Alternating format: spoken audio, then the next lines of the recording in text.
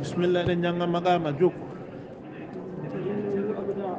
فإنه كان أبدأ يؤني في التشبيه النندنقول المودع فيه دسنقول الجمول فقال له ويم يا للعجب إلام المستغاث يا للعجب يا كهاوني ولضيعة الأدب يا يبار غندال قد استسمنت أفين نيما إيه ما أودو زاورا من كبوتي أي كبوتي سكين في ونفقت أوتي في غير ضرم أتهبتا أين أنت هو الآن الجمل تيل دنقل الجامع الدنقل مشبهات نندن تيل الصغر يلد وأنشد يمي نفس الفداء في التانم كتشوتيب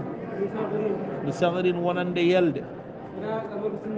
راق يودي مبسمه موسر دمودو وزانه سنكيدم شنب جيم تجم ناهي كدم هجم من شنب جيم تجم يفتر موس اللولو إن كان اللولو رد بن كتشو وعن بردين مرمل وعن أغاهين بولي أبود وعن طالهين بيندي وعن حبب نغوفة فاستجاده يؤنني جمول من حضر بين توترابي بي واستهلاه ببلني نيدو واستعاده منه بندفتني ngol makko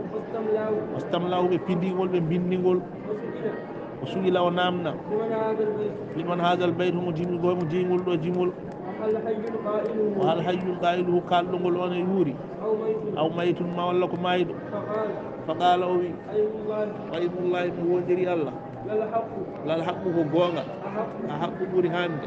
أن يتبع دريبينته ولا الصدق غونغا حقيق بوري هاندوري أن يستمع عند نانته إنه جمول ngol يا قومي يهم من يمه لنجيكم غوندنديرو woni mon o jeyi jimol ngol mundu yawmi gila hande قالوا فكأن الجماعة إلا يمبه ارتابت بشكيتي بأزوته أسكتون نقول مكو جمول ملو يكام كجي بشكيتي دو وأبت بشالي تصديق قوم دين دعوته ندام مكو فتوجس وسوي ما حجس ودين في أفكارهم ميجوني مكو وفدنا أوجاني بما بدنا كسودي من استنكارهم يدقوا المبه وحاذر أورينتي أن يفرد إليه نفسه التوفيق ودمه واسمون زمبون ينور أو يلحقه ما ولا جلي توي مكو واسمون أيب أراغا وجنجي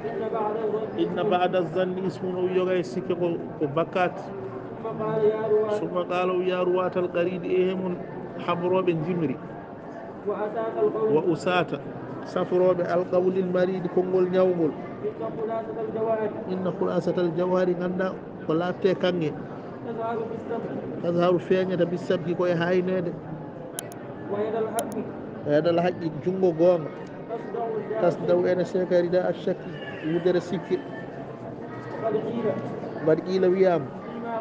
فيما غبرك يوتنو من الزمان زمان إن الامتحان ساغهم بداد وركو تدين ما والله هوين فها أنا مينو مآرني وسوليام للاختبارهم بداد وأردت حقيبتي مآرني سبوسا على الاعتبار تسكيد فابتدر هني goto e tawtoraɓe o qala on wi mbiɗa andi jimol ɗum yunsaji sañagal e gaddino maggol ولا سمعت نوناني حق إلا هون مقول فإن آثرت ساسبيم اختلاف بورد القلوب برد فانزم يقو على هذا الأسلوب يقولون قدين أنشد أن يمي كادي دون فإنه أبدأ غندا ويوني في التشبيه تشبيه المودع فيه دسناد يمود فقال له وميم يا للعجب يا كارث يا مجر غندل أو فاينني ما يا هذا إيه وأودو زاور منك بوتي ونفقت أوتي في غير ظلم تهبتا أين أنت هو الآن من البيت جمول النجري كيل دنگول الجامع دندنگول مشبهات كده نندنوني الصغر يلد أنصد ونيمي نفسي تشوت في التانم دو الفداء وشوتيم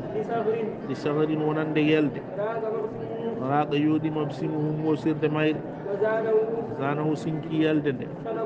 سنبون جيم تجم ناهي كدم هجيم ndiyam galtoja min ñiiƴe jamma na fiiga heƴima min sarabine jeemto jam terɗo omo moosa alluuɗin ga kange luulu raɗ min keñ kecc o an baradine marmalle o an aga hene puɗi uggude o an ɗalɗine e piindi o an hababine nguufa استجاره يونني جمول بول الحضر أن تواد واستهل أو سفن جمول بول واستعاده منه رفتتني ولمق واستملاه بندول في دينول وسئل ونامنا لمن هذا البيت مجيب وجيب وهل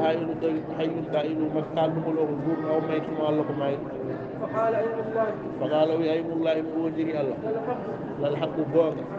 الحق مريحان أن يتبع جريوته ولا الصدق بوغا الحق حقيق مريحان أن يستمع لهدته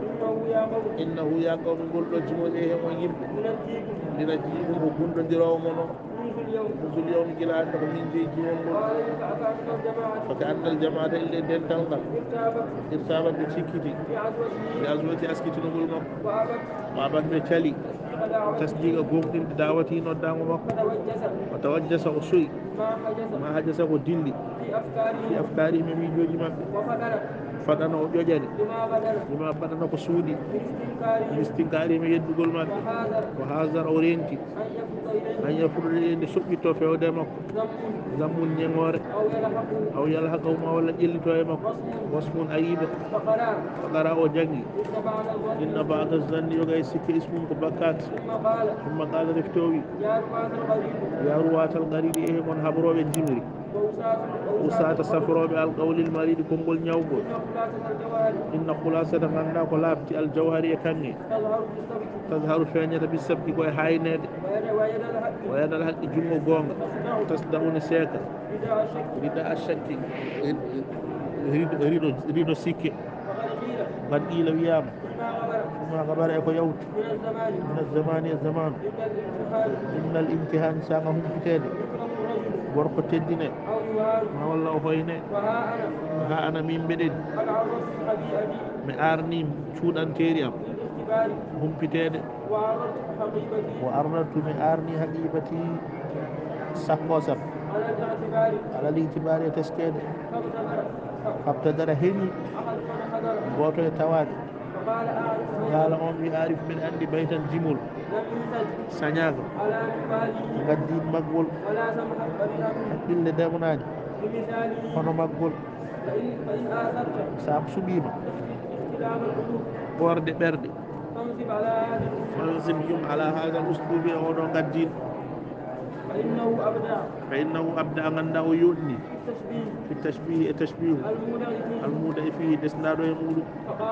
فقال له ميم يا للعجب يا كاويس ولضيعة الأدب يا بعد غندال قد استسمنت أفينني ما إيه ما أودو زاور من دبو تير ونفقت أوتي في غير ضرر من هبتا أين أنت هو الآن من البيت جمول النجر تيردبول denningol nandinoje asagri yelde wa ansada on yimi nafsil fida'u fittanam ko cottigo bi sagrin wonande yelde yooɗi mosande mayre o zanahu simki yelde nde canabun jemto jam nahi kaɗam heƴƴima min canabine jemto jam yaftaru omo moosa an luulu in ga kange luulu an baradine ha joni marmalde mana ga hine kuɗi uggude ko an ɗal ine piini ko an hababine nguufa wastajadahu yoɗni jimol ngol an hadara kala tawanoɗo wastahlahu safnini ɗum wastaadahu reftitini ɗum minhu e makko wastamlahu fidi ɗum suhilani man o ñamna homo jeygol ɗo jimol o hala yiyum qa'iluna kalɗugol ne wuuri am maytun ma walla ko mayɗo fa qala o wi aynullahi mi wondiri allah dal haqqu gonga haqqu ɓuuri hande en wittabade rewete wala sidɗu gonga haqiqu ɓuuri handude an yustamade hettete innahu ngol ɗo jimol ya qawmi e hemo yimbam ndina jiyikum ko gumnodirowo e mon munsul yawmi gila hande qala o wi ka annal jamaata ille dental ngal ittabat ɓe cikkitima bi aswati askitinogol makko wabat ɓe cali tasdiqa gonɗinde dawati noddago makko o tawajjasa o soyi ma hajasa ko dilli fi afkarihim e miijoji mabɓe o faɗana o ƴoƴani lima baɗana ko suuɗi min stinkarihim e yeddugol mabɓe hasara o renti en yafruɗa ilay nde soɓɓitto fewde e makko zambun ñegore aw yalhaqawma walla ƴellito e makko wasmun ayiba fa qala o wi faqara o janggi inna bada zanni yoga e sikki ismun ko sikki o bakkate summa qala refti o wi yaru watal qari ƴeehen won habroɓe jimri o sata safroɓe alqawlil maridi kummuɗi ñawdi inna hulasata ganduɗa ko latti aljawhari e kange tasaharu feñirta bisabbi ko haynede ɓeɗa laɓɗi junggo gonga tasdaw ene seega rida ariɗo ashakki sikki waɗi qila wiyama ko yawtuno e zamanu indal imtihani saga humpitede gorko teddinte aw yuhanuma walla o fayne ha ana min de mbiɗeni qad arratu mi arni habi'ati cuuɗiɗi am lil ihtibari humpitede wa aradtu haqiɓati mi arni sakkosam alal itibari e teskede fattadara yacci ahadu man hadara goto e tawaɓe o qala anifo omi mbiɗa andi baytan jimol lam yusaj sañaka ala min walihi e gaddin jimol ngol wala samahat garihatun hakkille newnani bi misali hono maggol fa in asarta sa suɓima ihtilaba ɓorde alqulubi ɓerde fanzim yuɓɓu ala hadal uslubi oɗo gaddin sallllahu alih w sallam